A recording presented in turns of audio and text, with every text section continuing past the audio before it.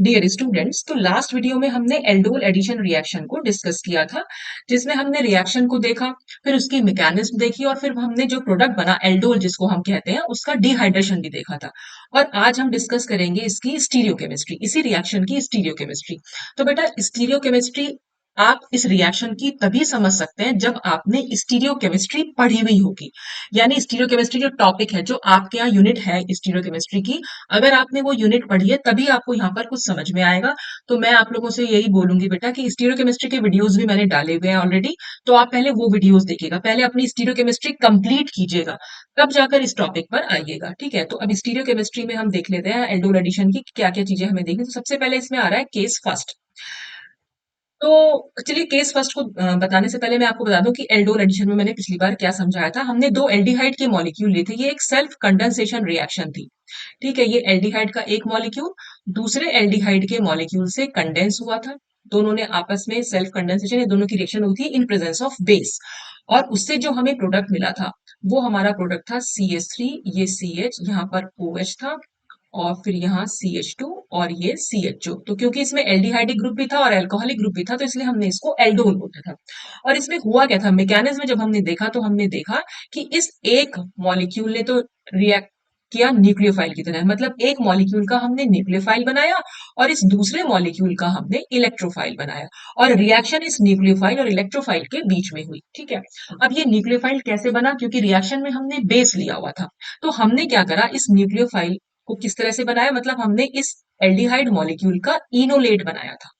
ठीक है, अब वो इनोलेट कैसे बना वही अभी मैं यहाँ पर भी बता देती हूँ आपको। तो देखिए यहाँ पर हमने अपना एक कार्बोनिल कंपाउंड ले रखा है एसीटोन, और हमने रिएक्शन में लिया हुआ है एक बेस, और बेस को क्या चाहिए, एक एसिडिक प्रोटॉन। तो अगर हमारे कंपाउंड में एसिडिक प्रोटॉन होगी तो वो जरूर निकलती है, यानी एसिड बेस रिएक्शन हमारी सबसे फास्ट रिएक्शन होती है, तो सबसे पहले वही रिएक्शन होगी। तो ये एलडीए, अब वो एसिडिक प्रोटॉन हम पहचानेंगे कैसे, कौन सी है। तो देखो कार्बोनिल ग्रुप है यहाँ पर, कार्बोनिल ग्रुप से अगर हम पहला कार्बन देखें तो हम उसको कहेंगे अल्फा कार्बन। वो इधर की साइड भी है और वो इधर की साइड भी, दोनों साइड अल्फा कार्बन है। और इन अल्फा कार्बन से जितने हाइड्रोजन अटैच्ड हैं, तो यहाँ पर 3 हाइड्रोजन अटैच्ड हैं, तो इसका मतलब हम यहाँ कहेंगे यहाँ पर 3 अल्फा हाइड्रोजन भी हैं। तो दोनों साइड ये 3 अल्फा हाइड्रोजन हैं। ठीक है, तो किसी भी ग्रुप से जुड़ा हुआ पहला कार्बन हमेशा अल्फा कार्बन होता है, और उससे जुड़े हुए हाइड्रोजन हमेशा अल्फा हाइड्रोजन होते हैं। और ये अल्फा हाइड्रोजन नेचर में एसिडिक होते हैं, यानी ये इजीली रिमूव हो सकते हैं। और जब ये रिमूव हो जाएंगे, रिमूव होने के बाद जो कार्ब एनायन बनेगा, वो कार्ब एनायन स्टेबलाइज होना चाहिए, तभी ये प्रोटॉन को हम एसिडिक प्रोटॉन बोलेंगे। तो लास्ट वीडियो में मैंने आपको इनोलेट कैसे बनाते हैं, एसिडिक प्रोटॉन क्या होते हैं, ये कैसे रिमूव कर सकते हैं, हमारा जो कार्ब एनायन बना है वो कैसे स्टेबलाइज होता है, वो सब कुछ मैंने आपको समझाया था बहुत अच्छे से। तो इसमें हम सीधा रिएक्शन पे आते हैं।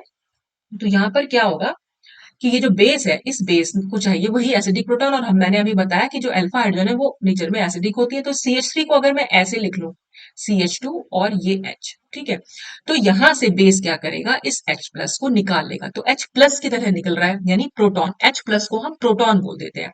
और वो H प्लस अगर निकल रहा है तो वो कैसे निकला होगा, क्योंकि ये जो बॉन्ड है, ये बॉन्ड को मैं ऐसे शिफ्ट करा रही हूँ, क्यों, क्योंकि कार्बन और हाइड्रोजन में कार्बन जो है ज्यादा इलेक्ट्रोनेगेटिव है, तो वो बॉन्ड पेयर के इलेक्ट्रॉन को अपनी तरफ खींच के रखता है। तो जब फाइनली बॉन्ड टूटेगा तो ये जो बॉन्ड है ये कार्बन पर शिफ्ट हो जाएगा, यानी ये दोनों इलेक्ट्रॉन्स, बॉन्ड तो क्या मतलब, बॉन्ड दो इलेक्ट्रॉन से मिलकर बना होता है, ये दोनों इलेक्ट्रॉन जो है कार्बन पर शिफ्ट हो जाएंगे। तो हम क्या दिखा सकते हैं इसको, हम दिखाएंगे इसको इस तरह से और इसको इस तरह से। यानी जब भी हमारा एरो घूमेगा, ये चीज हमेशा याद रखना बेटा, जब भी ये एरो घूमता है तो ये एरो का हेड है, हेड पर जाता है हमेशा नेगेटिव चार्ज, और ये है टेल, टेल पर जाता है हमेशा पॉजिटिव चार्ज। क्यों, क्योंकि ये इलेक्ट्रॉन्स का मूवमेंट है। तो हमने क्या करा, इलेक्ट्रॉन्स को ऐसे मूव कराया, तो इलेक्ट्रॉन्स जहां चले जाएंगे वहां पर नेगेटिव चार्ज हो जाएगा, इलेक्ट्रॉन जिस यहां से दूर हो गए हैं इसलिए इस पर पॉजिटिव चार्ज आया। तो बस ये चीज जरूर याद रखना, हेड की तरफ हमेशा नेगेटिव चार्ज और टेल की तरफ हमेशा पॉजिटिव चार्ज होता है। तो वही हमने यहां से किया कि हमने जब ये एरो घुमाया तो CH2 पर, क्योंकि हेड गया है इसलिए हमने उसका नेगेटिव चार्ज बना दिया, और H से ये इलेक्ट्रॉन दूर हो गए, ये दोनों इलेक्ट्रॉन ही तो चले गए हैं इस CH2 के पास, भाई ये वाला इलेक्ट्रॉन हाइड्रोजन का था, ये भी अब कार्बन के पास चला गया है, तो इसलिए H पर इलेक्ट्रॉन खत्म हो गए हैं, तो इसलिए H बना दिया पॉजिटिव चार्ज। ठीक है, तो ये प्रोटॉन बन गया, इसको इस बेस ने ले लिया। तो हमारे पास जो स्पीशीज बन के आई, वो अब स्पीशीज क्या बनी होगी, मैं पूरा लिख देती हूँ इस कंपाउंड को कि ये CH3 है, यहाँ C डबल बॉन्ड O है, और ये बना हमारा CH2 नेगेटिव। ठीक। अब ये जो कार्बन पर नेगेटिव चार्ज आया, इसका मतलब ये स्पीशीज को हम कहेंगे कार्ब एनायन। तो ये जो कार्ब एनायन बना है ये अब स्टेबलाइज होना चाहिए, और स्टेबलाइज यानी इसमें कहीं ना कहीं रेजोनेंस होनी चाहिए, या हम ये कह सकते हैं इस पर जो नेगेटिव चार्ज है वो डीलोकेलाइज होना चाहिए। तब हम कहेंगे कि ये कार्ब एनायन स्टेबलाइज्ड है। तो ये भाई डीलोकेलाइज होने का क्या मतलब है कि अभी तो हम देख रहे हैं कार्बन पर नेगेटिव चार्ज है, लेकिन अगर मैं इस नेगेटिव चार्ज को कर दूं ऐसे, तो फिर ये बॉन्ड घूमेगा ऐसे, तो हम इसकी एक रेजोनेटिंग फॉर्म बना पाएंगे। और वो रेजोनेटिंग फॉर्म क्या होगी, सी और O पे गया नेगेटिव चार्ज, और यहाँ हो जाएगा डबल बॉन्ड, और ये हो जाएगा CH2। तो अब आप देख रहे हैं इस वाले स्ट्रक्चर में ऑक्सीजन पर नेगेटिव चार्ज है, यानी नेगेटिव चार्ज में मूवमेंट हो रहा है। पहले कार्बन पर था, अब ऑक्सीजन पर चला गया, यानी उसका डीलोकेलाइजेशन हो गया है। और इस कार्बन आयन की एक रेजोनेटिंग फॉर्म बन गई है, इसलिए इसमें स्टेबिलिटी भी आ गई है। तो H प्लस निकलने के बाद अगर हमारा कार्बन आयन स्टेबलाइज हो रहा है, तो इसका मतलब वो जो H प्लस निकला था, यानी वो जो प्रोटॉन निकला था, वो नेचर में एसिडिक था। ठीक है। तो ये इस तरह से हमारे पास ये जो बना। अब ये वाली जो स्पीशीज बनी है इसको हम बोल देते हैं इनोलेट, क्योंकि इसमें आप देख रहे हैं C डबल बॉन्ड CH2 है, तो C डबल बॉन्ड CH2 को हम इन बोलते हैं, डबल बॉन्ड जहां भी होगा वहां इन बोलते हैं। और ये O पर है नेगेटिव चार्ज, तो उसमें क्या हो सकता है, अगर मैं इस O में नेगेटिव है और इसमें नेगेटिव को मैं H प्लस डाल दूं, तो ये OH बन जाएगा। तो OH को हम क्या बोलते हैं, ओल बोल देते हैं। ठीक है। तो हमने इन और ये कर दिया इसको ओल। अब क्योंकि यहाँ पर नेगेटिव चार्ज है, तो नेगेटिव चार्ज के लिए हम 8 लिखते हैं, तो इसलिए इसका नाम हो जाएगा इनोलेट, अगर O पे नेगेटिव चार्ज है और ये डबल बॉन्ड CH2 है। यानी ये जो स्पीशीज बनी ना, O negative double bond CH2, ये इसको हम बोलते हैं इनोलेट। ठीक है। और इस नेगेटिव चार्ज जब जब ये आ जाएगा, तो क्योंकि हमारे एलडीए में लिथियम होता है और लिथियम पर होता है पॉजिटिव चार्ज, तो वही लिथियम इस नेगेटिव चार्ज से जुड़ जाता है। तो इसको हम ऐसे भी लिख सकते हैं, O पे नेगेटिव चार्ज और Li पर पॉजिटिव चार्ज। चाहे तो आप ऐसे लिख दीजिए, और चाहे आप ऐसे लिख दीजिए, O और लिथियम के बीच में बॉन्ड बना दीजिए, पॉजिटिव और नेगेटिव के बीच में बॉन्ड तो बन ही सकते हैं। तो चाहे हम इसको ऐसे दिखा देंगे। ठीक है। तो इसमें ये बना दिया हमने इनोलेट। और अभी अभी मैंने आपको बताया था कि जो इनोलेट होते हैं वो क्या करेंगे, वो एज अ न्यूक्लियोफाइल काम करेंगे। तो ये बना हमारा इनोलेट। ये हमने अभी एक मॉलिक्यूल पर अटैक करवाया है अपने बेस का।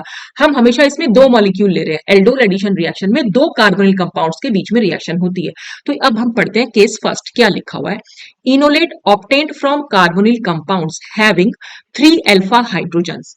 इसका क्या मतलब हुआ कि ऐसा इनोलेट, यानी ये वाला इनोलेट ऑब्टेन्ड फ्रॉम, किससे हमने ऑब्टेन किया, ऐसे कार्बोनिल कंपाउंड से जिसके पास 3 अल्फा हाइड्रोजन थी। तो आप देख रहे हैं इधर की साइड भी 3 अल्फा हाइड्रोजन है और इधर भी 3 ही अल्फा हाइड्रोजन है। तो जिनके पास 3 अल्फा हाइड्रोजन थी, form aldol which has only 1 stereogenic centre. तो उसने ऐसा एल्डोल बनाया, ये बन गया हमारा एल्डोल।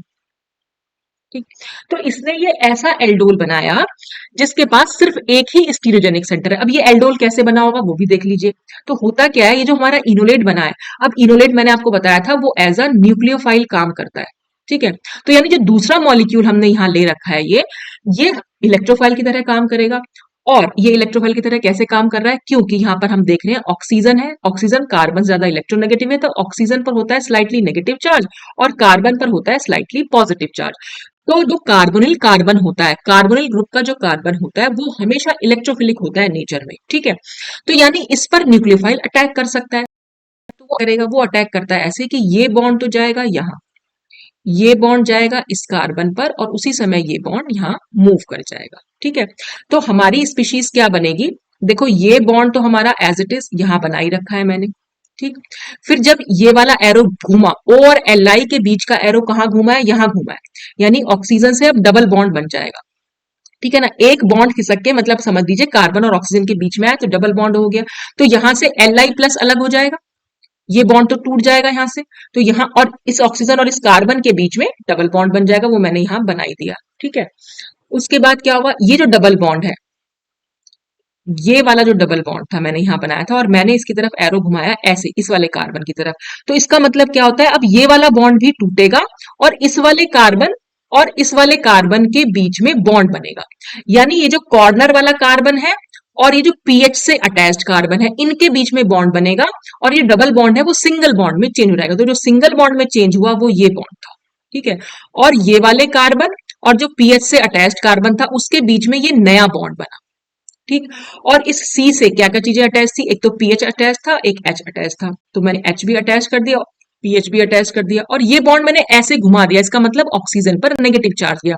तो अगर ये एच ना दिखाऊं मैं, तो ये ओ पर नेगेटिव चार्ज आ जाएगा। ठीक है, ओ पर जैसे ही नेगेटिव चार्ज आता है, ये जो एल आई प्लस पहले निकला था वो इससे जाकर जुड़ जाता है, ये एल आई प्लस। ठीक है, नेक्स्ट स्टेप में क्या होगा, जो इस एलडीए ने एच प्लस निकाला था यहां से, यानी जो प्रोटॉन निकाला था, वो वापस इसको दे देगा। तो जब वापस इसको देता है तो एल आई प्लस यहां से रिमूव हो जाता है, उसकी जगह आ जाता है एच प्लस। तो ओ माइनस और एच प्लस आपस में बॉन्ड बना लेते हैं और बन जाएगा हमारा ओ एच। तो इस तरह से ये रिएक्शन होती है। ये मैंने पिछले वीडियो में समझा दी है बहुत अच्छे से, तो आप देख लेंगे वहां पर जाकर। तो ये जो हमारा कार्बन बना, ये वाला कार्बन है, इसको हम कह रहे हैं ये स्टीरियोजेनिक सेंटर है। स्टीरियोजेनिक सेंटर से मतलब ये ऐसा कार्बन है जिससे चार डिफरेंट ग्रुप जुड़े हुए हैं। तो देखो कैसे, इस कार्बन के चारों बॉन्ड देख लो, एक बॉन्ड पर तो ओ एच है, एक बॉन्ड से पीएच जुड़ा हुआ है, एक बॉन्ड से एच जुड़ा हुआ है, और एक बॉन्ड से ये पूरा का पूरा ग्रुप जुड़ा हुआ है। तो चारों ग्रुप्स अलग अलग हो गए।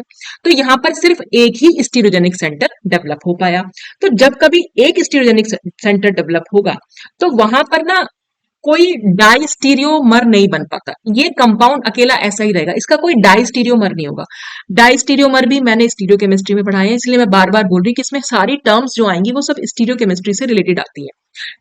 तो डाइस्टीरियोमर्स वो स्पीशीज होती है जिसका की कोई मिरर इमेज, मतलब जो उसकी मिरर इमेज होगी वो उसके ऊपर सुपर इम्पोज, वो एक दूसरे की मिरर इमेज ही नहीं होती पहली बात तो, है ना। इसका अगर कंपाउंड देखें, इसका कोई डाइस्टीरियोमर होता तो वो इसकी मिरर इमेज ना होता, मतलब इसका एक आइसोमर ऐसा हो जो इसकी मिरर इमेज ना हो।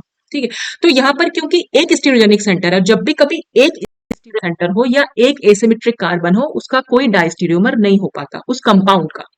अगर किसी कंपाउंड में एक से ज्यादा स्टीरियोजेनिक सेंटर हो या एसिमेट्रिक कार्बन हो, तब हम उसके डाइस्टीरियोमर बना सकते हैं। ठीक, तो यहां पर तो डाइस्टीरियो सिलेक्टिविटी का कोई क्वेश्चन ही नहीं अराइज होता। ठीक है, तो यहां पर कोई बना नहीं पाएंगे हम।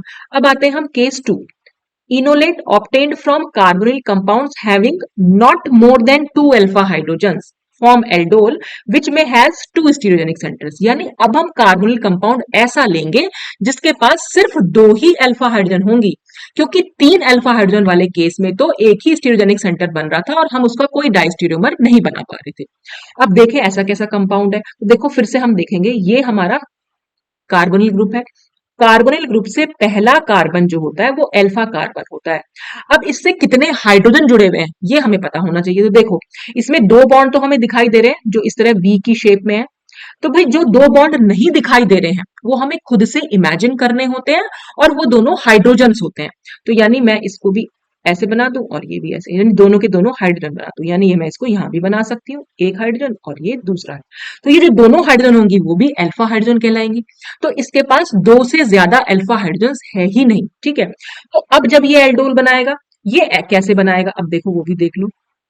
तो सबसे पहले ये एलडीए क्या करेगा, वहां इसी एच, ये जो दोनों एच थे इसमें से एक एच को निकाल लेगा। तो जैसे ही एक एच यहां से निकलेगा एच प्लस की तरह, इस वाले कार्बन पर आएगा नेगेटिव चार्ज, और ये नेगेटिव चार्ज फिर से ऐसे ही मूव करेगा, ये यहां चला जाएगा, और ओ पे जैसे ही नेगेटिव चार्ज आएगा, एलडीए से लिथियम जो है यहां जाकर जुड़ जाएगा, और इस वाले कार्बन और इस वाले कार्बन के बीच में डबल बॉन्ड आएगा। वो डबल बॉन्ड मैंने यहाँ बना ही रखा है। ठीक, और इससे एक मिथाइल ग्रुप से जुड़ा हुआ है, वो भी मैंने शो कर रखा है। देखो अब एक चीज और देख लो, जैसे यहाँ है ये बॉन्ड बना हुआ है, इस बॉन्ड के आगे कुछ नहीं लिखा हुआ, तो हमें खुद से इमेजिन करना है कि यहाँ पर एक कार्बन है, और कार्बन का हमें सिर्फ एक ही बॉन्ड दिखाई दे रहा है। तो इसका मतलब कार्बन के होते हैं 4 बॉन्ड, तो 3 बॉन्ड तो हमें दिख ही नहीं रहे हैं। तो वो तीनों बॉन्ड क्या है, वो तीनों बॉन्ड हाइड्रोजन है, तो इसलिए हम इसको CH3 कहते हैं। ये CH3 है, तो अगर कुछ नहीं लिखा हुआ इसका मतलब वहां CH3 है।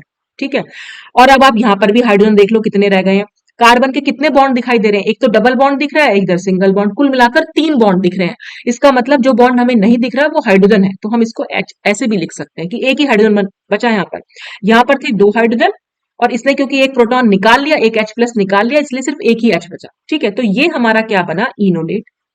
ये एज अ न्यूक्लियोफाइल काम करेगा, और कैसे करेगा, फिर से वही होगा, ये बॉन्ड यहां शिफ्ट करेगा और ये बॉन्ड यहां शिफ्ट करेगा। तो ये बॉन्ड यहां शिफ्ट करने का मतलब ये होता है कि इस वाले कार्बन और इस वाले कार्बन के बीच में बॉन्ड फॉर्म होगा।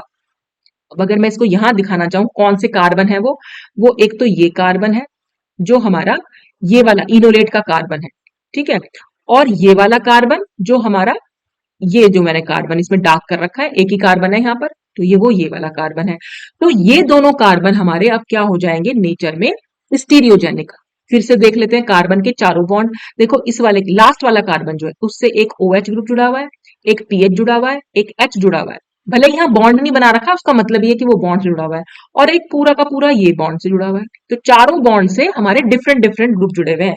तो इसका मतलब ये नेचर में स्टीरियोजेनिक हो गया या एसिमेट्रिक कार्बन हो गया। अब हम आते हैं इस दूसरे वाले कार्बन पर जिन पे मैंने स्टार बनाए हुए हैं। ये दोनों कार्बन जो है हमारे स्टीरियोजेनिक है।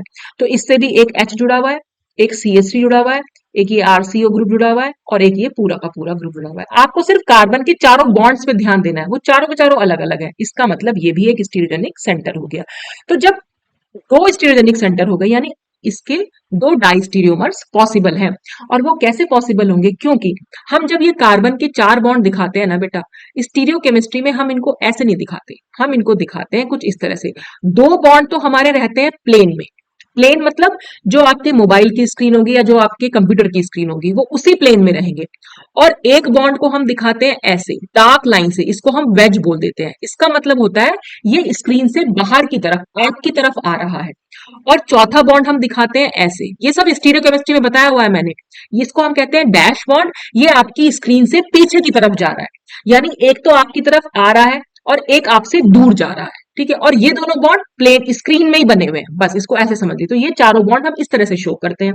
तो देखो अगर हमें इस कार्बन में दिखाना है कि हमारे वो दोनों देखो इसमें क्या कर रखा है, हम ये बॉन्ड तो दिखाई रखे हैं, तो हमने ये वाला बॉन्ड और इधर वाला बॉन्ड ये तो हमने मान लिया कि ये प्लेन में है। ठीक है, इस तरह से बना रखे हैं। और ये OH या तो ये आपकी तरफ आ रहा होगा या ये आपसे दूर जा रहा होगा।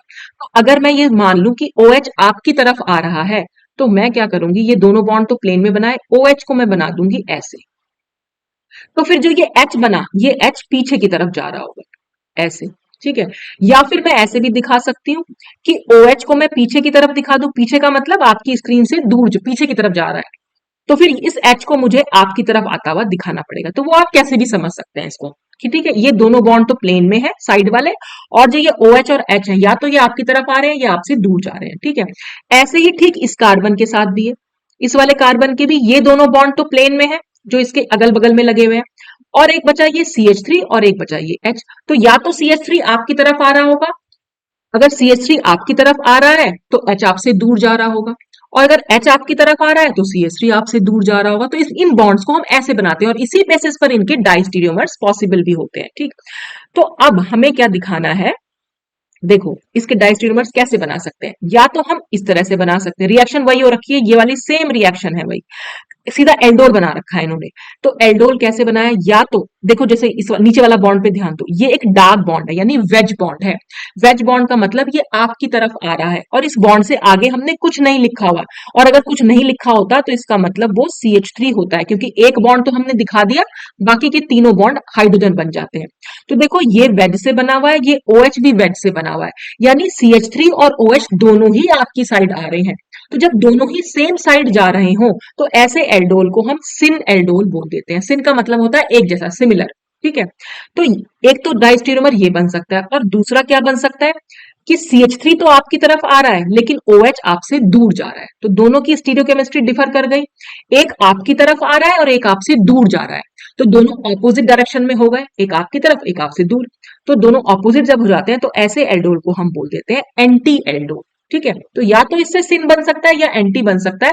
तो ये बनेंगे दोनों ही, लेकिन एक मेजर बनेगा और दूसरा माइनर बनेगा, यानी ज्यादा अमाउंट में बनेगा और एक कम अमाउंट में बनेगा। ठीक है, तो जैसे ये वाला सिन है, इस सिन को आप एक और तरीके से दिखा सकते हैं। जहां तो हमने दिखाया दोनों आप ही की तरफ आ रहे हैं, आप इसको ऐसे भी दिखा सकते हैं कि दोनों ही स्क्रीन से पीछे की तरफ जा रहे हैं। तो दोनों ही बॉन्ड को आप डैश बॉन्ड से दिखा सकते हो, यानी इस तरह से। ठीक है, और ऐसे ही इस केस में भी कर सकते हैं, इसके भी दो बन सकते हैं कि OH वो भी सिमिलर ही माना जाएगा, उसको भी हम इसको भी हम सिन ही बोलेंगे। और इसी तरह आप एंटी भी दो बना सकते हैं, जैसे इस एंटी में OH को आपने पीछे की तरफ दिखाया, लेकिन आप ऐसे भी बना सकते हैं कि OH आपकी तरफ आ रहा हो तो CH3 आपसे दूर जा रहा हो। ठीक है, ये भी एंटी ही होगा। ठीक है, तो चाहे आप इस तरह से बना लो चाहे आप इस तरह से, उससे कोई फर्क नहीं पड़ेगा।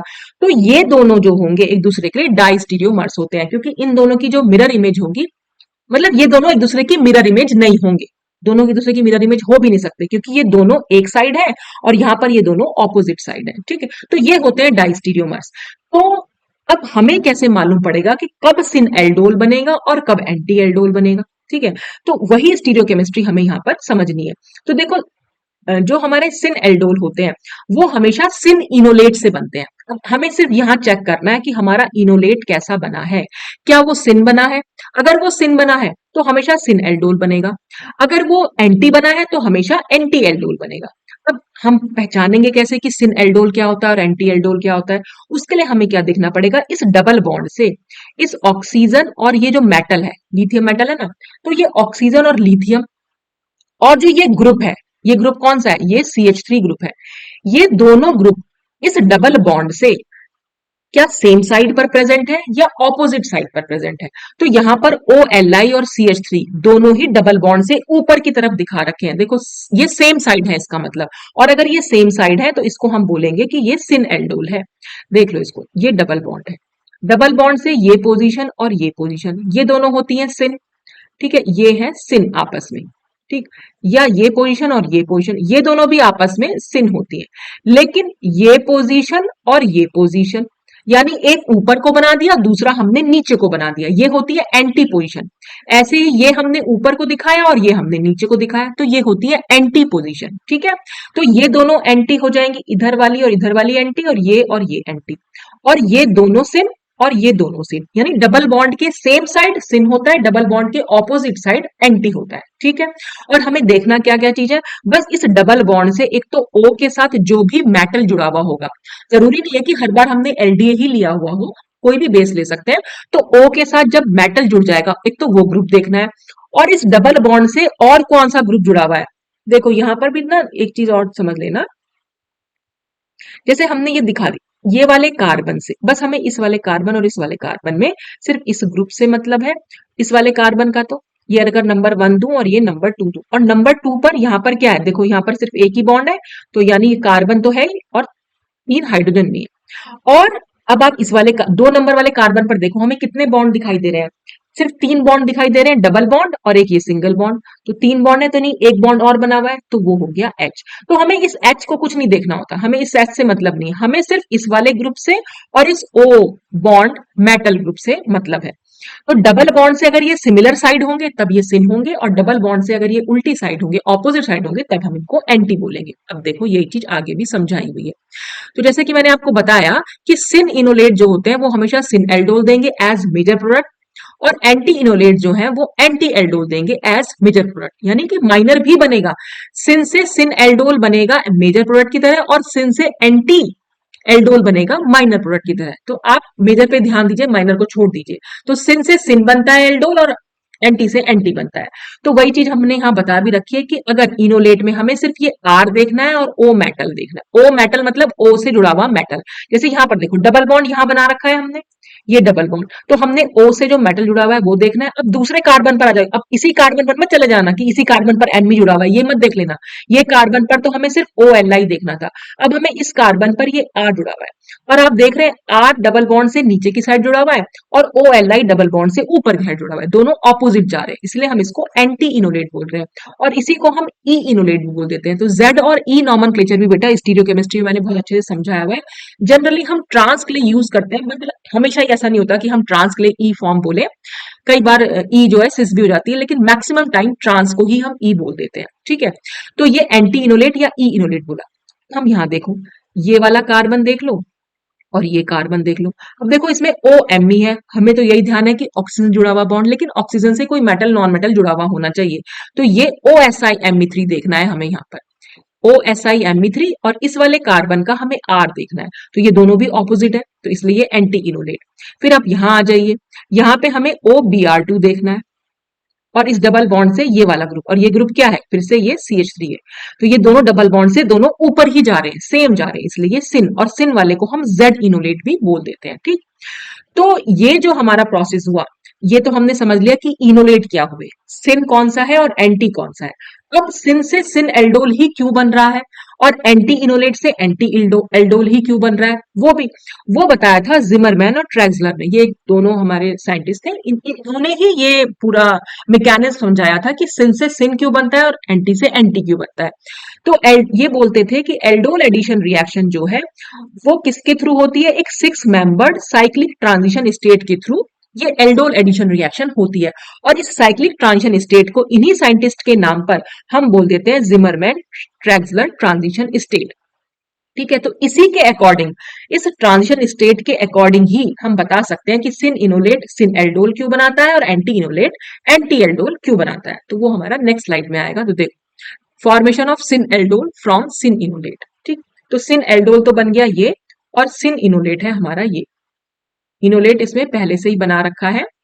और ये सिन कैसे है फिर से हम देखेंगे। ये देखो OLI बॉन्ड यहां, और इस वाले कार्बन से ये वाला ग्रुप, और ये ग्रुप क्या है फिर से मैं लिख देती हूँ ME। ME मतलब क्या हो गया, मिथाइल ग्रुप। तो CH3 लिख दो चाहे ME लिख दो, एक ही बात है। तो ये ME देखा और ये OLI दोनों ही डबल बॉन्ड से ऊपर को बना रखे हैं, इसका मतलब ये सिन इनोलेट हुआ। ठीक है, तो आपको सिन इनोलेट तो समझ में आया होगा, आई होप, कि ये क्या होते हैं।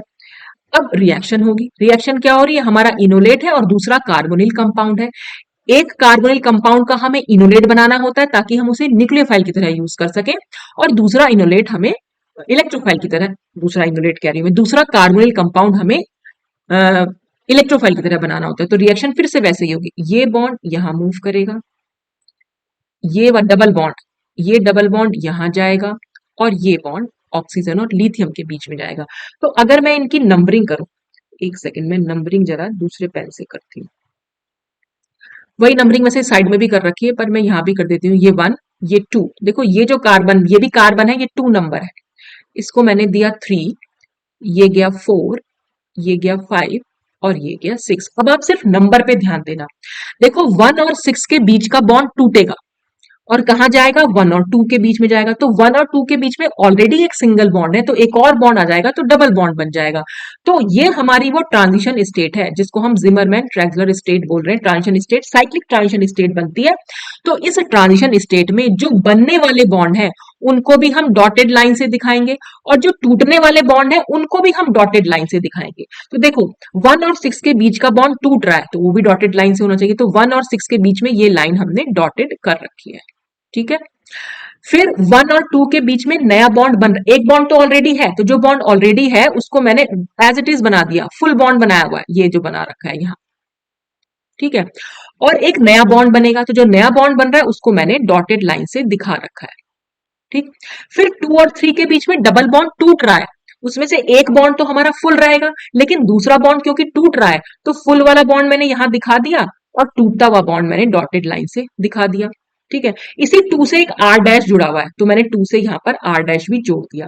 फिर 3 पर देख रहे हैं आप, एक मिथाइल टू जुड़ा हुआ है, यहां पर मिथाइल था ना, तो मैंने 3 पर ये मिथाइल भी जोड़ दिया, यहां पर ये लिखा हुआ है मिथाइल। ठीक, फिर 3 और 4 के बीच में एक नया बॉन्ड बनेगा तो उसको भी हम डॉटेड लाइन से दिखाएंगे। तो ये 3 एटम है और ये 4, और ये है वो बनता हुआ बॉन्ड। ये इसमें ठीक से बन नहीं पाया, आप इसको ऐसे बना सकते हैं। ठीक है, फिर 4 और 5 के बीच में भी डबल बॉन्ड है लेकिन वो टूट रहा है, तो एक तो फुल बॉन्ड है जो मैंने यहां बना दिया, और एक टूटता हुआ बॉन्ड है जो मैंने यहां बना रखा है। ठीक है, फिर 5 और 6 के बीच में ये डबल बॉन्ड मूव किया, 4 और 5 का, तो 5 और 6 के बीच में भी ये हमारा बनता हुआ बॉन्ड है। तो ये हमारी ट्रांजिशन स्टेट बनी। अब इसमें हमें क्या चीज देखनी है, इसमें हमें बेटा ये देखना होता है इस R डैश और इस ME, ये डबल बॉन्ड के किस साइड प्रेजेंट है, वही साइड हमें अपनी ट्रांजिशन स्टेट में बनानी होती है। ठीक है, तो हम देख रहे हैं डबल बॉन्ड से, देखो ये सिचुएशन कैसी बना रखी है मैंने, डबल बॉन्ड से ME तो जुड़ा हुआ है इधर की साइड, और R डैश जुड़ा हुआ है इधर, यानी एक दूसरे के एंटी है। एंटी मतलब ये एक दूसरे के लिए ट्रांस है।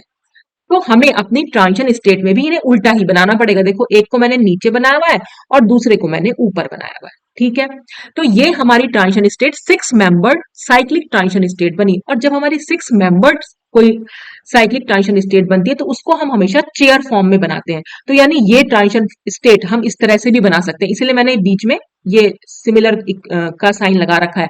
यानी ये वाली जो ट्रांजिशन स्टेट है उसको हम इस तरह से भी बना सकते हैं, चेयर फॉर्म में। और चेयर फॉर्म भी बेटा, चेयर फॉर्म को भी समझने के लिए आपको क्या करना पड़ेगा, स्टीरियोकेमिस्ट्री का वीडियो ही देखना पड़ेगा। ठीक, तो चेयर फॉर्म में बहुत शॉर्ट में समझा देती हूँ। 6 एटम से मिलकर बनी है क्योंकि 6 मेंबर्ड साइक्लिक ट्रांजिशन स्टेट है। तो अगर मान लो मैं सोच रही हूँ कि 6 कार्बन है हमारे पास, तो मैं कैसे बनाऊंगी चेयर फॉर्म को? मैंने यहां से शुरू किया बनाना सपोज, तो एक कार्बन ऊपर तो दूसरा कार्बन नीचे, फिर एक कार्बन ऊपर तो दूसरा कार्बन नीचे। तो भाई ये हमारा अप कार्बन था, पहला वाला कार्बन, तो दूसरे को मैंने नीचे बना दिया। फिर तीसरे को मैं फिर ऊपर बनाऊंगी, तो चौथे को नीचे बनाऊंगी। फिर पांचवे को ऊपर बनाऊंगी, तो छठे को मैं नीचे बनाऊंगी, और फिर ये दोनों बॉन्ड जुड़ जाएंगे। तो ये होती है हमारी चेयर फॉर्म। तो 6 हो गए ना यहाँ पर, ये 1, ये 2, ये 3, ये 4, ये 5 और ये 6। तो ये 6 मेंबर साइक्लिक ट्रांजिशन स्टेट होती है, ठीक है। अब अगर क्योंकि ये हर कार्बन पर 4 बॉन्ड होते हैं, यहां पर हमें सिर्फ 2 ही बॉन्ड दिखाई दे रहे हैं। कौन सा? एक तो ये नीचे को जा रहा है और एक ये इधर जा रहा है, दोनों नीचे की साइड जा रहे हैं, ठीक है। बाकी के जो दोनों बॉन्ड बनाने हैं वो कैसे बनाने हैं? वो हमेशा एक्सियल और इक्वेटोरियल बॉन्ड बनते हैं। तो ये भी एक्सियल और इक्वेटोरियल बॉन्ड क्या होते हैं बेटा? ये भी आप साइक्लोहेक्सेन का मैंने स्टीरियोकेमिस्ट्री में डाला हुआ है वीडियो, वहां पर जाकर देखिएगा। तो 1 नंबर कार्बन क्योंकि ऊपर की साइड है तो इसका एक्सियल बॉन्ड ऊपर को बनेगा, ठीक है। 2 नंबर कार्बन नीचे की साइड है तो इसका एक्सियल बॉन्ड नीचे को बनेगा। 3 नंबर कार्बन ऊपर की साइड है तो इसका एक्सियल बॉन्ड ऊपर को बनेगा। 4 नंबर हमारा नीचे है कार्बन तो इसका एक्सियल बॉन्ड नीचे बनेगा। फिर ये 5th नंबर कार्बन, इसका एक्सियल बॉन्ड ऊपर बनेगा, और 6 नंबर कार्बन का एक्सियल बॉन्ड नीचे बनेगा। तो ये तो हमने एक्सियल बना लिए। अब हमें बनाने इक्वेटोरियल। तो जब हमने एक बॉन्ड ऊपर बनाया इस वाले कार्बन पर, 1 नंबर वाले कार्बन पर, दूसरा बॉन्ड हम नीचे की साइड बनाएंगे। 2 नंबर कार्बन पर हमने एक बॉन्ड एक्सियल नीचे को बनाया है तो इक्वेटोरियल इसका ऊपर बनेगा। 3 नंबर पर हमने ऊपर एक्सियल बनाया तो नीचे की साइड इसका इक्वेटोरियल बनेगा। यानी हर कार्बन पर आपको एक अप, ऊपर की साइड बनाना वाला, ऊपर की साइड जाने वाला बॉन्ड कहलाता है अप, और नीचे की साइड बॉन्ड कहलाता है डाउन। इसको आप ऐसे समझ लीजिए, ठीक है। 4th नंबर कार्बन पर मैंने नीचे की साइड एक्सियल बना रखा है, यानी ये है डाउन, तो मुझे एक अप बॉन्ड बनाना पड़ेगा। ये हो गया अप। तो हर कार्बन पर एक आपको अप बनाना है, एक डाउन बनाना है, अप बनाना है, डाउन बनाना है। और एक्सियल भी ऐसे ही होंगे कि अगर पहले कार्बन पर ऊपर की साइड एक्सियल जा रहा है तो दूसरे पे नीचे की जाएगा, फिर ऊपर जाएगा, फिर नीचे जाएगा, फिर ऊपर जाएगा, फिर नीचे जाएगा। ऐसे ही इक्वेटोरियल है, एक बार नीचे बनाना है, एक बार ऊपर बनाना है, एक बार नीचे बनाना है, एक बार ऊपर बनाना है, ठीक है। कुल मिलाकर आपको ये बात आई होप कि समझ में आई होगी।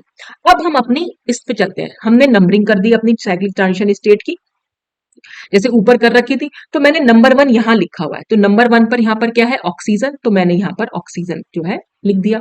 फिर नंबर 1 से नंबर 2 जुड़ा हुआ है तो नंबर 2 जोड़ दिया। नंबर 2 हमारा अप है, ऊपर वाला एटम है, ये कार्बन ही है यहाँ पर, ये अप है, ठीक है। ऑक्सीजन डाउन है। अप डाउन बनाना है। जैसे लिथियम जो है वो फिर अप हो गया, ऑक्सीजन जो है वो डाउन हो गया।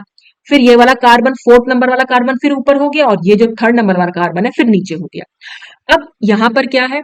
जो 2 नंबर वाला कार्बन है, जैसे यहां पर था ना 2 नंबर, ये है 2 नंबर वाला कार्बन। तो 2 नंबर वाले कार्बन पर हमें दिख रहे हैं यहाँ पर 4 बॉन्ड है, यानी यहाँ पर डबल बॉन्ड है ऑलरेडी। हालांकि वो आगे मूव कर रहा है, लेकिन फिलहाल तो बना ही रखा है उन्होंने। तो जब ये डबल बॉन्ड बना हुआ होगा तो ये एक प्लेन में बने हुए होते हैं, ठीक है। तो हमने क्या करना है? 2 नंबर से अगर हमें आर डैश को शो करना है, भाई 2 नंबर से ये आर डैश भी तो जुड़ा हुआ है, तो इस आर डैश को हम सिर्फ एक्सियल ही बना सकते हैं, और कोई सिचुएशन हमारे पास है नहीं, क्योंकि इसका इक्वेटोरियल नहीं है, क्योंकि चारों बॉन्ड यहां बन चुके हैं। देखो, एक बॉन्ड आर डैश है, एक बॉन्ड नीचे की साइड जा रहा है, और 2 बॉन्ड ये ऑक्सीजन से जुड़े हुए हैं, ठीक है। तो इसलिए 4 बॉन्ड तो यहाँ पूरे हो गए। तो हमारे पास ये आर डैश सिर्फ ऊपर की साइड ही बनाने को रह गया है, और कहीं हम इसको बना नहीं सकते हैं, ठीक। तो बाकी सारे एटम्स भी हमने इसी तरह से बनाए। 1 नंबर 6 से जुड़ा हुआ है, तो 1 नंबर को क्योंकि हमने नीचे बनाया, तो 6 नंबर वाला एटम हमें ऊपर बनाना पड़ेगा, तो जो कि लिथियम है। 6 नंबर 5 नंबर से जुड़ा हुआ है, तो लिथियम हमने ऊपर बनाया, इसलिए ऑक्सीजन को नीचे बनाना पड़ेगा। आई आई होप कि आप ऊपर नीचे का मतलब समझ रहे होंगे। ये ऊपर है तो ये ऑक्सीजन नीचे है। लिथियम फिर ऊपर हो गया, यानी अगर ये ऊपर है तो फिर नीचे, फिर ऊपर, फिर नीचे, फिर ऊपर, फिर नीचे, और फिर इन दोनों को मिला देना। इस तरह से बनती है चेयर फॉर्म, ठीक है। तो ये सारे बॉन्ड हमने उस हिसाब से बना दिए, ठीक है। अब एक चीज यहां पर देखने वाली है कि 3 नंबर पर, क्योंकि हमें इस आर डैश और इस एमई की स्टीरियो को तो मेन देखना है, क्योंकि आर डैश और एमई एक दूसरे के लिए ट्रांस है, तो हमें इसे ट्रांस बनाना पड़ेगा। तो जब हमने आर डैश ऊपर को बनाया है, तो नेक्स्ट वाले कार्बन पर एमई जो है हम नीचे को बनाएंगे, तभी तो दूसरे के एंटी बनेंगे। वो एक कार्बन पर ऊपर की साइड है और दूसरे कार्बन पर वो नीचे की साइड है, ठीक है। तो ये दूसरे के एंटी हो गए, ठीक। अब हमारे फोर्थ नंबर कार्बन से अगर आप देखें उससे एक आर और एक एच जुड़ा हुआ है, तो हम गए ये रहा हमारा फोर्थ नंबर कार्बन। और फोर्थ नंबर कार्बन क्योंकि देखो फोर्थ नंबर कार्बन की सिचुएशन थी कुछ ऐसी, यहाँ पर ऑक्सीजन है और यहाँ पर नीचे मिथाइल ग्रुप जुड़ा हुआ है, ये है हमारा फोर्थ नंबर का कार्बन। ठीक, अब देख रहे हैं आप ये वाला बॉन्ड भी नीचे को बना हुआ है, मतलब ये एटम भी नीचे है, ये एटम यानी ये वाला ऊपर को है। तो इसका मतलब जो इसका एक्सियल बॉन्ड बनेगा वो ऊपर को बनेगा, और जो इसका इक्वेटोरियल बॉन्ड बनेगा वो नीचे को बनेगा। ठीक है, ये सिचुएशन है हमारे सामने। अब हम ये जो H और R है ये हम कैसे कैसे रख सकते हैं। तो देखो अगर मैं इस R को एक्सियल रखती और H को नीचे रखती, यानी जो इसमें दिखा रखा है उसका ठीक उल्टा रखती, तो उससे क्या प्रॉब्लम होती, उससे ये प्रॉब्लम होती कि अगर सपोज मैं यहाँ पर R बना दूं इसको लंबा करके, ये एक्सियल है, तो देख रहे हैं आप 2 नंबर पर ऑलरेडी एक्सियल पर एक R डैश ग्रुप जुड़ा हुआ है, और यहां पर भी वो आर एक्सियल पर ही है। तो दोनों क्या है, काफी बल्कि ग्रुप है, तो दोनों के बीच में स्टेरिक हिंड्रेंस हो सकती है। ठीक है, इसको हम 1,3 डाई एक्सियल इंटरेक्शन बोलते हैं। ये वन बॉन्ड समझ लीजिए, वन बॉन्ड पर आर डैश है, फिर ये दूसरा एटम है और ये तीसरा एटम है, यानी 2 3 4 ये तीन ही तो एटम यूज हो रखे हैं। तो 2 एटम पर एक आर डैश ऊपर को बना रखा है और 4 एटम पर मैंने आर जो है ऊपर को बना रखा है। दोनों ही बल्कि ग्रुप है, अगर दोनों ही ऊपर होंगे तो दोनों एक दूसरे के साथ स्टेरिक हिंड्रेंस शो करेंगे, यानी यहाँ पर 1,3 डाई एक्सियल इंटरेक्शन होगा। तो इसलिए यहाँ पर आर को एक्सियल ना बनाकर मैंने आर को इक्वेटोरियल बनाया और एच को मैंने एक्सियल बनाया। एच अपना छोटा सा ग्रुप है, वो कोई स्टेरिक हिंड्रेंस शो नहीं करेगा। तो 4 एटम पर आर को नीचे बनाने का रीजन मैंने आपको समझा दिया, तो 4 पर ये नीचे रहेगा। तो आपने सिर्फ इसमें इतना ध्यान रखना है इस साइक्लिक ट्रांजिशन स्टेट में, एक तो इस आर डैश और इस एमई को एंटी बनाना है। ठीक है, क्योंकि वो हमारे स्ट्रक्चर में भी वो आर डैश और एमई जो है एक दूसरे के एंटी हैं। और दूसरा हमें इस वाले कार्बन पर, फोर्थ नंबर कार्बन पर जो आर और एच जुड़े हुए हैं उनकी भी एक्सियल और इक्वेटोरियल को देखना है, कि तो हम इस आर को बल्कि है इसलिए एक्सियल नहीं बनाएंगे, उसको इक्वेटोरियल बना देंगे। ठीक है, तो ये एक्सियल इक्वेटोरियल ये सब सब क्या होते हैं बेटा, मैं फिर से कह रही हूँ स्टीरियो केमिस्ट्री में ही आपको जाकर समझ में आएगा, फिलहाल तो मैंने समझाने की ट्राई किया है। इसमें क्या फाइनली हम क्या करेंगे, इस वाली स्टेट में जो बॉन्ड बन रहे होंगे उनको बना देंगे, जो बॉन्ड टूट रहे होंगे उनको तोड़ देंगे। ठीक है, तो देखो अब यहां पर क्या हो रहा है, ये 1 और 2 के बीच का बॉन्ड टूटेगा। ठीक है, 1 और 2 के बीच का बॉन्ड, सॉरी मैंने क्या उल्टा कर दिया, ये 1 है, ये मैंने 1 माना था, 2 था, ये 3 था, ये 4 था, ये 5 था और ये 6 था। नहीं, 1 और 6 के बीच का बॉन्ड टूट रहा है, मैंने इसे तोड़ दिया। इसे तो बनाना ही है, तो ये बॉन्ड हम फाइनली तोड़ देंगे। ठीक है, ये नहीं है, समझ लीजिए यहां पर। फिर क्या होगा, 5 और 6 के बीच का बॉन्ड बन रहा है, तो भाई हम इसको बना देंगे, ये हमने बना दिया। ठीक है, फिर 4 और 5 के बीच का एक बॉन्ड टूटेगा, तो हम इस बॉन्ड को भी यहां से तोड़ देंगे। ये बॉन्ड हमने तोड़ दिया, समझ लीजिए, यानी इस बॉन्ड को मैं बना दूंगी। 4 और ये तो बना ही रहेगा, क्योंकि 4 और 5 के जो डबल बॉन्ड था वो सिंगल बॉन्ड रहेगा। फिर क्या हो रहा है, 4 और 3 के बीच एक नया बॉन्ड बन रहा था, तो ये हमने बना दिया। फिर 2 और 3 के बीच में, 2 और 3 के बीच में डबल बॉन्ड था, लेकिन अब वो डबल बॉन्ड रहेगा नहीं क्योंकि वो तो टूटेगा, तो वो भी टूट गया। तो हमारी जो सिचुएशन फाइनली बनेगी वो कुछ ऐसी बनेगी, वो मैंने यहां बना दी है। ठीक, ये हमारा जो था 2 नंबर वाला कार्बन था, ये हमारा 1 नंबर पे ऑक्सीजन था, 2 से हमारा आर डैश जुड़ा हुआ है, ये हमारा 3 नंबर वाला कार्बन था जिससे एमई और एच जुड़ा हुआ है, ये हमारा 4 नंबर वाला कार्बन था, ये हमारा 5 ऑक्सीजन था और 6 हमारा लिथियम था। तो जो बॉन्ड बन रहे थे वो मैंने बना दिए, जो बॉन्ड टूट रहे थे वो फाइनली तोड़ दिए। तो सिचुएशन हमारे पास कुछ कंपाउंड जो है हमारे पास इस तरह से बन के आ गया। फिर फाइनली क्या होगा, फाइनली जो H प्लस निकाला था इसने स्टार्टिंग में, वही H प्लस इसको वापस मिल जाएगा, तो लिथियम यहां से हट जाएगा, इसकी जगह H आ जाएगा, तो यहाँ पर ये ग्रुप जो है OH हो जाएगा। आप ऐसे समझ लीजिए, ये सब हट गया यहाँ से, ये OH हो गया। तो अब हमें ज्योमेट्री किसकी पता लगानी है, स्टीरियो किसकी पता लगानी है, Me की और इस OH की।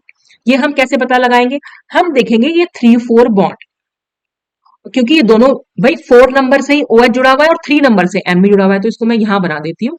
ये हमारा 3 नंबर कार्बन एटम है, ये 4 नंबर, तो 3 से Me ऐसे जुड़ा हुआ है और OH भी नीचे ही जा रहा है। तो आप देख रहे हैं इस 3 4 बॉन्ड से Me और OH दोनों ही सेम साइड जा रहे हैं, चाहे वो नीचे दिखा दो चाहे आप ऊपर, लेकिन यहाँ पर दोनों नीचे जा रहे हैं, तो हमने मतलब दोनों सेम साइड जा रहे हैं, तो हमें इसको ये सिन ही बनाने पड़ेंगे। तो चाहे जब आप इसकी ज्योमेट्री, जब आप इसको इस तरह से बनाएंगे जिगजैग वाली स्ट्रक्चर में, तब आप क्या करेंगे, दोनों को सेम बनाएंगे, यानी एमई को जो अगर आपने ये बिलो द प्लेन दिखाया है, इस ये डैश लाइन का मतलब होता है बिलो द प्लेन, ठीक है, और इसका मतलब होता है अबव द प्लेन। ठीक, तो अगर प्लेन हमारा ये है ये दो बॉन्ड कार्बन के मैंने बना दिए प्लेन में, तो ये हो गया अबव द प्लेन और ये हो गया below the plane. Above the plane मतलब आपकी तरफ आता हुआ समझ लीजिए, और बिलो द प्लेन मतलब प्लेन से पीछे की तरफ जाता समझ लीजिए। तो अगर मैंने Me को बिलो द प्लेन बनाया है तो OH को भी मैं बिलो द प्लेन ही बनाऊंगी। या फिर इसको ऐसे भी बना सकते हैं कि अगर मैंने OH या Me कुछ भी, अगर मैंने इसको अबव द प्लेन बनाया है तो इसको भी मुझे अबव द प्लेन ही बनाना पड़ेगा। तो दोनों सेम साइड रहेंगे, दोनों ही आपकी तरफ आ रहे हैं, इस केस में दोनों ही पीछे की तरफ जा रहे हैं। तो हमें इसी वाले स्ट्रक्चर को मैंने इसको ऐसे लिख दिया है, बस इसमें OH ऐड हुआ है इसलिए यहाँ पर H प्लस हुई थी। तो फाइनली जिग्जैग वाले मोशन में लिखेंगे ना, जिग्जैग वाले स्ट्रक्चर में, तो हम इसको इस तरह से लिखते हैं। तो ये सिन एल्डोल क्यों बन रहा है वो हमने अभी इसकी स्टीरियो केमिस्ट्री में समझा कि इसकी साइक्लिक ट्रांजिशन स्टेट की हेल्प से हम ये समझ पाए। क्योंकि साइक्लिक ट्रांजिशन स्टेट में हमने क्या करा, इन दोनों को सबसे पहले एंटी बनाया, फिर इस R की सिचुएशन को देखा इसको हम कहाँ रख सकते हैं, फिर हमने इस बॉन्ड पर देखा, इस बॉन्ड पर हमारा जो भी ये Me था, और फिर हमने इस OH को देखा। ठीक है, Me और OH को देखना है, ये Me, ये R डैश और Me को पहले बनाना है आपने, फिर इस R डैश की सिचुएशन को देखना है कहां रख सकते हैं, और उसके बाद आप ये 3-4 बॉन्ड पर OH को और Me को देखिए ये कहां जा रहे हैं। अगर ये दोनों सेम साइड जा रहे हैं तो इस स्ट्रक्चर में आप दोनों को सेम साइड बनाएंगे, या तो अबव द प्लेन या दोनों को बिलो द प्लेन। तो इसलिए ये सिन एल्डोल बन पाया। ठीक है, अब हम बात कर लेते हैं एंटी एल्डोल की। एंटी एल्डोल कैसे बना, तो एंटी इनोलेट देखते हैं। तो एंटी इनोलेट के लिए हमें ये कार्बन देखना है, OLI बॉन्ड देखा, और इस वाले कार्बन सर हमने ये वाला ग्रुप देखा। अब इस वाले कार्बन पर Me कहाँ है, ये नीचे की साइड है, तो ये तो नीचे की साइड है और OLI ऊपर की साइड है, इसका मतलब ये ट्रांस है, एक दूसरे के लिए ट्रांस हुए। और जब ये एक दूसरे के लिए ट्रांस हुए तो हमने ये हमारा कौन सा इनोलेट हो गया, ये हमारा एंटी इनोलेट हो गया। ठीक है, अब फिर से वही रिएक्शन तो वैसे ही होनी जैसे अभी तक हुई थी, चेंज कुछ नहीं हुआ है, बिल्कुल सेम वैसा ही बना है, बस इसमें Me जो है वो चेंज हो गया है। तो रिएक्शन तो वैसे ही होगी, ये यहाँ बॉन्ड जाएगा, ये बॉन्ड यहाँ जाएगा और ये बॉन्ड इनके बीच में जाएगा, फिर से साइक्लिक ट्रांजिशन स्टेट होगी। बस हमें इसमें क्या ध्यान रखना है, इसमें हमें ध्यान रखना है अब R डैश और इस Me को हमें कहाँ बनाना है, तो ये डबल बॉन्ड से सेम साइड है, यानी ये दोनों के दोनों सिस हैं। तो सिस है तो हमें सिस ही बनाना पड़ेगा, इसलिए मैंने 3 नंबर पर इस Me को नीचे ही बनाया। तो ये R डैश भी और Me भी दोनों एक दूसरे के लिए सिस बनाए। तो हमें जब इसकी साइक्लिक ट्रांजिशन स्टेट हम इस तरह से चेयर फॉर्म में बनाएंगे, तो देखो R डैश अगर मैंने ऊपर की साइड बनाया था तो अब की बार Me को भी मुझे ऊपर ही बनाना पड़ेगा, क्योंकि दोनों सिस होंगे, तभी ये Me और R डैश जो है एक दूसरे के लिए सिस हो पाएंगे। समझ में आई ना ये वाली बात। पहले क्या था, ये Me नीचे, क्योंकि हम एंटी बना रहे थे, क्योंकि R डैश और Me पहले एंटी थे तो हमें नीचे की साइड बनाना पड़ा, तो ये ऊपर और नीचे एक दूसरे के लिए एंटी हो गए। लेकिन जब दोनों ही ऊपर ऊपर होंगे तो वो एक दूसरे के लिए सिन या सिस हो जाएंगे।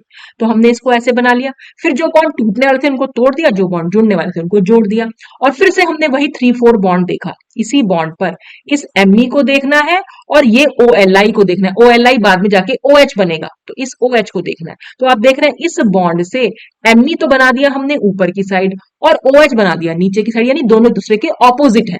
तो बस वही हमें यहाँ करना है, Me को हमने अबव द प्लेन अगर दिखाया है तो हम OH को बिलो द प्लेन दिखाएंगे, अगर हमने OH को अबव द प्लेन दिखाया तो Me को बिलो द प्लेन दिखाएंगे, मतलब दोनों की जो स्टीरियो होगी वो उल्टी दिखाएंगे।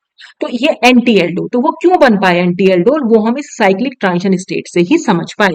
तो सिन इनोलेट से सिन एल्डोल बनता है, एंटी इनोलेट से एंटी एल्डोल बनता है। ठीक है, तो बेटा सबसे पहले तो आपको एंटी इनोलेट बनाना होता है, मतलब पहचानना होगा। और देखो किस कंडीशन में एंटी इनोलेट बन सकते हैं या किस कंडीशन में सिन इनोलेट बनते हैं, तो मैंने काफी टाइम पहले भी ना एल्डोल पर एक वीडियो डाला था, वो मैंने थोड़ा कंपटीशन लेवल के हिसाब से डाला हुआ है, तो आप मेरी प्लेलिस्ट में जाकर देख भी सकते हैं, बल्कि उस वीडियो को मैं इसके साथ अटैच ही कर दूंगी, इस वाली प्लेलिस्ट में भी डाल दूंगी, तो आप उसको भी देख सकते हैं। वो आपकी काफी हेल्प करेगा अगर आप कंपटीशन की तैयारी कर रहे हैं तो सबसे पहले एंटी इनोलेट तो हमें देखना पड़ता है इस OLI और इसकी सिचुएशन को, तो ये दोनों एक दूसरे के उल्टे इसी डबल बॉन्ड से देखना है हमें। तो ये तो एंटी इनोलेट हो गया। फिर जब हम ये ट्रांजिशन स्टेट बनाएंगे तब हमें देखना है इस Me और इस R डैश की सिचुएशन को, इन दोनों की स्टीरियो क्या है। फिर जब हमने ये बना दिया, बस उसके बाद हमें देखनी है ये 3 और 4 बॉन्ड पे ये Me कहाँ जा रहा है और ये OLI कहाँ जा रहा है, बस हमें ये देखना है और कुछ नहीं देखना है इसमें। ठीक है, तो इस तरह से हम इसको बना सकते हैं। तो सिन से सिन और एंटी से एंटी बनता है। अब एक दो एग्जाम्पल हम देख ले रहे हैं कि LDA always forms trans enolate with cyclic ketone. अगर साइक्लिक कीटोन होंगे तो एलडीए जो है हमेशा ही ट्रांस इनोलेट बना पाएगा, सिस कभी नहीं बना पाएगा। क्यों? देखो यहां पर एलडीए क्या कर रहा है, देखो ये कार्बोनिल ग्रुप है, ये हमारा पहला कार्बन अल्फा कार्बन और ये दोनों हाइड्रोजन हो गए हमारे अल्फा हाइड्रोजन। तो एक एच अगर निकल जाएगा यहां से तो इस वाले कार्बन पर आएगा नेगेटिव चार्ज। ठीक है, यानी यहां पर आया ये नेगेटिव चार्ज, ये नेगेटिव चार्ज ऐसे घूमेगा तो ये बॉन्ड ऐसे घूमेगा और एल आई जो है इस ऑक्सीजन से जाकर जुड़ जाएगा, डबल बॉन्ड यहां आ जाएगा। तो वो मैंने यहां बना दिया, तो ये हमारा बन गया इनोलेट। अब ये कैसा इनोलेट बना है, ट्रांस या सिस, आप खुद ही देख लीजिए। हमें क्या देखना था, डबल बॉन्ड। इस डबल बॉन्ड से एक हाइड्रोजन भी जुड़ा हुआ है, क्योंकि कार्बन के 4 बॉन्ड बनाने होते हैं ना, तो वो हाइड्रोजन हमने शो नहीं कर रखा, तो हाइड्रोजन से तो हमें कोई मतलब नहीं है, हमें तो देखना है डबल बॉन्ड जुड़ा हुआ ओ एल आई और दूसरा ये वाला ग्रुप, ये जो नीचे वाला ग्रुप है, ये बॉन्ड और ये बॉन्ड, ये दोनों एक दूसरे के एंटी हैं, क्योंकि यहाँ पर क्या है CH2, हमें कार्बन से मतलब हमें H नहीं देखना होता ना, हमें H के अलावा जो दूसरा ग्रुप होता है, तो दूसरा ग्रुप तो ये पूरी रिंग ही है, तो यहाँ पर तो ये ट्रांस ही रहेगा हमेशा, ये CH2 तो हमेशा नीचे की साइड रहेगा, ये ऊपर तो जा नहीं सकता, तो सिस तो कभी बन ही नहीं सकता, यहाँ पर हमेशा ट्रांस इनोलेट बनेगा। अगर ये ट्रांस इनोलेट बन रहा है तो हमेशा एंटी एल्डोल ही बनेंगे, क्योंकि ट्रांस इनोलेट या एंटी इनोलेट से हमेशा एंटी एल्डोल ही बन पाते हैं। तो फाइनली क्या होगा, ये बॉन्ड जो है इस कार्बन के बीच में जाएगा, कार्बन से के साथ जुड़ेगा, तो यानी इस वाले कार्बन से, यानी ये वाला जो कार्बन है उससे हमने इस कार्बन को जोड़ दिया, ये वाला जो कार्बन है ना, ये वाला कार्बन, ये कार्बन है, इस कार्बन से क्या क्या जुड़ा हुआ है, एक पीएच और एक एच, तो ये पीएच जोड़ दिया, एच हमने यहाँ शो नहीं कर रखा है, उसको भी आप शो कर सकते हो, तो उसको आप शो करोगे तो वेज लाइन से शो करना पड़ेगा, क्योंकि दो प्लेन बॉन्ड आपने ऑलरेडी बना रखे हैं, ये H है, और जो O माइनस था वो बाद में OH बन जाएगा, तो वो हमने बना दिया।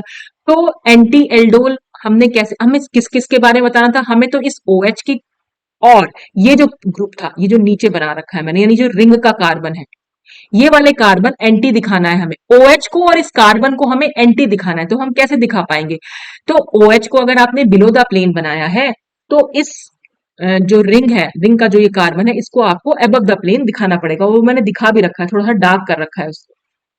देखिए ये रिंग हमने सिर्फ ऐसे सिंपल नहीं बना दी, इसको मैंने थोड़ा सा डार्क किया, या तो आप इसको डार्क कर दीजिए, या फिर मैंने इसमें यहाँ पर H जो है वो बिलो द प्लेन दिखा रखा है, वो भी आप दिखा सकते हैं। देखो इस वाले कार्बन के हमें 4 बॉन्ड दिखाने हैं, ये वाला बॉन्ड और ये बॉन्ड, ये तो प्लेन में हो गए, और जो नीचे की साइड कार्बन जा रहा है वो अबव द प्लेन, और जो बचा हुआ है वो बिलो द प्लेन H हो गया। ऐसे ही इस वाले कार्बन के एक बॉन्ड यहाँ रिंग से जुड़ा हुआ है, एक बॉन्ड हमारा पीएच है, एक बिलो द प्लेन OH दिखा रखा है, इसलिए अबव द प्लेन हमारा H आ जाएगा। तो मैं आपको सिर्फ इतना बता रही थी कि एंटी एल्डो, तो एंटी एल्डोल अगर हमें दिखाना है तो OH को अगर हमने बिलो द प्लेन दिखाया है, तो यहां पर जो भी आपका कार्बन है, मतलब उस जो नेक्स्ट ग्रुप है उस ग्रुप को आप कैसे दिखाएंगे, अबव द प्लेन दिखाएंगे। और ऐसे भी ना दिखा के, कई बार ना पता है एग्जाम में क्या होता है, जैसे कंपटीशन लेवल के एग्जाम होते हैं उसमें पता है क्या कर रखा होगा उन्होंने, ऐसे कर रखा होगा, ये पीएच है, ये OH है, और बस यहां पर ना ये H दिखा दिया होगा ऐसे, तो उस वो अंडरस्टूड है कि ये वाला बॉन्ड जो है हमारा अबव द प्लेन है, तो हमें इसी बॉन्ड की और इस OH की, इसी की तो ज्योमेट्री देखनी है, तो OH हमारा बिलो द प्लेन है और ये वाला बॉन्ड जो है हमारा अबव द प्लेन है, तो ये दोनों एक दूसरे के एंटी है, तो इस तरह से एंटी एल्डोल बनेगा।